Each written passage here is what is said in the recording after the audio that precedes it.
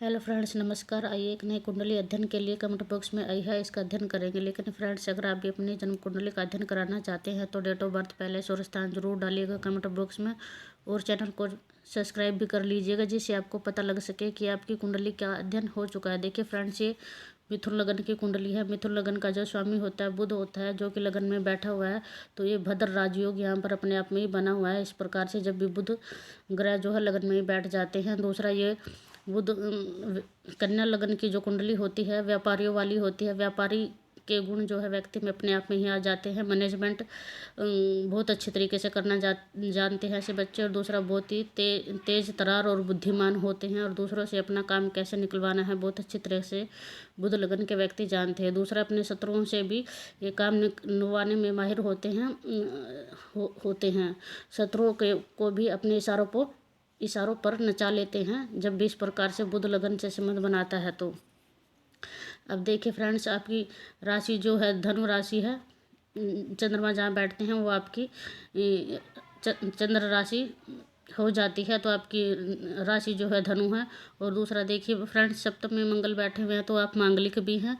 इस प्रकार से पूर्णतः आप मांगलिक हैं। तो विवाह वैसे तो क्या हो चुका है, होगा आपका एज के अकॉर्डिंग, लेकिन अगर नहीं हुआ है तो कुंडली मिलाकर मांगलिक व्यक्तियों को अपनी शादी जो है कुंडली मिलाकर ही करना चाहिए। अब देखिए फ्रेंड्स, इस प्रकार से यहाँ से कर्म का विचार किया जाता है, लाभ का विचार किया जाता है। लाभेश का और लग्नेश का संबंध जब भी बनता है तो आर्थिक स्थिति अपने आप में ही अच्छी हो जाती है कुंडली में, कि व्यक्ति जो है किसी भी प्रकार से अपनी आर्थिक स्थिति को मजबूत करता है और अपने लाभ के लिए निरंतर ही प्रयास करता है और मेहनत भी करता है, पराक्रम करता है। अपना पुरुषार्थ जो है अच्छे कार्यों में धन अर्जित करने की पूर्णतः कोशिश करता है। अब देखिए, यहाँ विष योग भी बना हुआ है। शनि और चंद्र जब वियुति में आ जाते हैं तो विष योग का निर्माण कुंडली में हो जाता है। तो ये कहीं ना कहीं मानसिक शांति को भंग करता है और मन जो है निराशावादी हो जाता है। बिल्कुल ही एक तरह से निराशा व्यक्तित्व पर, मन पर निराशा जो है छा जाती है व्यक्ति के। और शनि चंद्रमा जब भी इस प्रकार से होते हैं, हमेशा ही व्यक्ति जो है परेशान और डिप्रेशन की स्थिति भी यहाँ पर बन जाती है। दूसरा, ये युति माँ के भाव में बनी हुई है, तो कहीं ना कहीं माँ की जो सेहत है उस पर भी असर ये डालती है। तो माँ की सेहत भी यहाँ पर जो है कमज़ोर रहने की स्थिति यहाँ पर बनी हुई है। अब देखिए फ्रेंड्स, यहाँ से धन का विचार किया जाता है। सूर्य यहाँ बैठे हुए हैं सप्तम भाव में तुला राशि में। और देखिए तो यहाँ जो सूर्य जो हैं व्यय का फल दे रहे हैं। तो व्यक्ति की परेशानी भी यही है कि धन आता है, कमाता हूँ बहुत, लेकिन आता और कहाँ चला जाता है कुछ पता नहीं चलता है। तो कुंडली जो है काफ़ी रोचक है। देखिए यहाँ पर व्ययेश जो हैं इनके सूर्य बनते हैं, सिंह राशि बनी हुई है व्यय में। और देखिए सिंह राशि के जो स्वामी सूर्य होते हैं धन भाव में बैठ गए हैं। तो यहाँ पर अपने आप में ही ये स्थिति बनी हुई है कि व्यय जब भी धन भाव में बैठता है तो अपने आप में ही जैसे ही व्यक्ति कमाता है, धन आता है, वैसे ही खर्च हो जाता है। और दूसरा देखिए शुक्र जो है, शुक्र की राशि देखते हैं कहाँ पर बनी हुई है फ्रेंड्स। देखिए शुक्र जो है भाग्य भाव का फल दे रहे हैं। तो और दूसरा देखिए यहाँ पर राशि भी तुला ही बनी हुई है। तो शुक्र भी यहाँ वह भाव में बैठ गए हैं, जो भावपति है धन कारक के।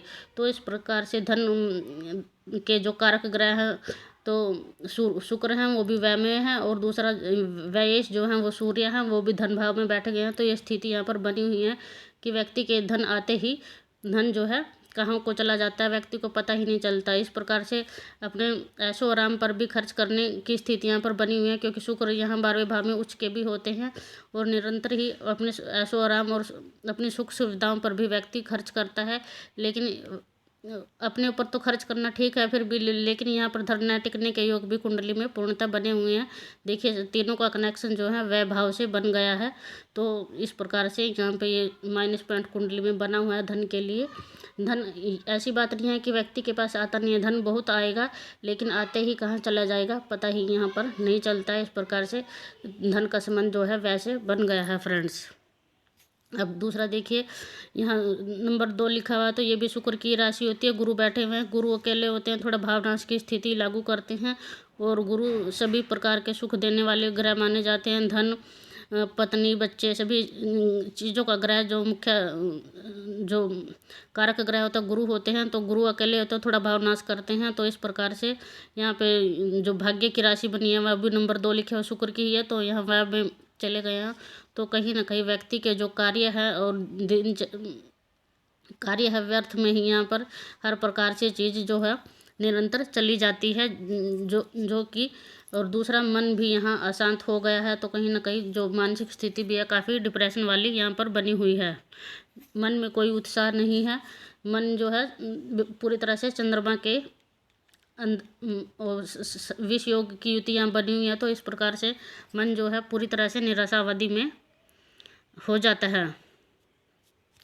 अब देखिए फ्रेंड्स, यहाँ शनि की राशि में जो है राहु बैठे हुए हैं, तो राहु की दृष्टियाँ भी कहाँ पड़ रही हैं उनका भी देख लेते हैं। देखिए राहु की जो 5वीं दृष्टि है यहाँ पर लाभ भाव पर पड़ेगी।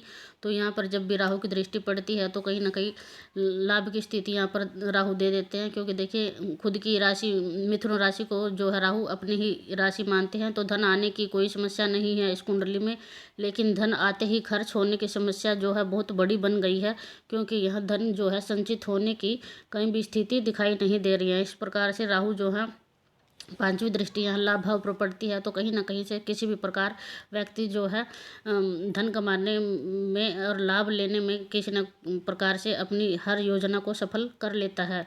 और दूसरा देखिए 7वीं दृष्टि यहाँ व्यय भाव पर पड़ती है, तो इस प्रकार राहु की दृष्टि व्यय भाव पर पड़ती है, तो कहीं ना कहीं भौतिक सुख सुविधाओं पर, क्योंकि शुक्र बैठे हुए हैं तो कहीं तो इस प्रकार से। और दूसरा यहाँ से रोग और शत्रुओं का विचार भी किया जा सकता है, तो किया जाता है। तो हो सकता है दवाई वगैरह या किसी प्रकार के गलत कार्यों पर भी यहाँ पे राहु पैसे को है निरर्थक ही बर्बाद करने की स्थिति में ये 7वीं दृष्टि यहाँ पर दिखाई दे रही है। दूसरा देखिए यहाँ से 9वीं दृष्टि यहाँ धन भाव पर पड़ेगी, जो कि यहाँ पर भी क्योंकि भावपति जो है शुक्र ही है, तो यहाँ पर धन संचित करने में भी जो यहाँ की दृष्टि जो है राहु की यहाँ भी हानिकारक ही होगी। 1 2 3 4 5 6 7 8 9, तो राहु की 9वीं दृष्टि भी यहाँ हानिकारक सिद्ध हो रही है फ्रेंड्स। यहाँ पर भी जो राहु जो है धन को संचित कराने में अपना पूरा रोल दे रहे हैं कि धन को संचित नहीं होने दे रहे हैं। लेकिन इतने धन की इस प्रकार की स्थिति होने के बावजूद भी व्यक्ति बहुत जो है भाग्यवान है फ्रेंड्स, क्योंकि देखिए गुरु अपने आप में जब भाग्य भाव में बैठ जाता है तो व्यक्ति अपने आप में भाग्यशाली हो जाता है।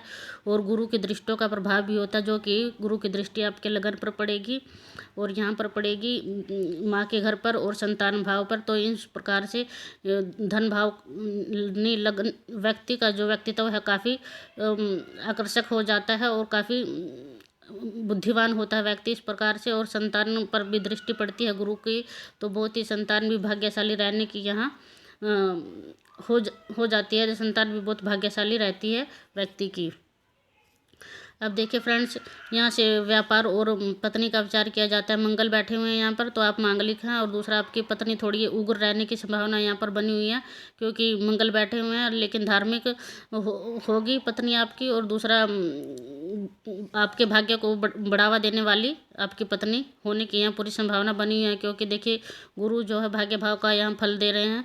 तो यह 12वीं राशि पड़ी हुई है, जो गुरु भाग्य भाव में है, तो आपकी वृद्धि जो है पत्नी के आने के बाद तो आपके भाग्य में वृद्धि भी काफ़ी हो जाती है। इस प्रकार से जब भी पत्नी के भाव का संबंध बनता है। दूसरा देखिए फ्रेंड्स, मंगल की राशि अष्टम भाव में भी बनी हुई है, और तो इस प्रकार से अष्टम से संबंध जब मंगल का बनता है तो कहीं ना कहीं हो सकता है सेहत आपकी भी थोड़ी यहाँ सेहत कमज़ोर रहने की संभावना बढ़ जाती है, क्योंकि मंगल की 7वीं दृष्टि लगन पर पड़ती है। और दूसरा पत्नी की सेहत भी थोड़ी यहाँ खराब रहने की संभावना बढ़ जाती है इस प्रकार से।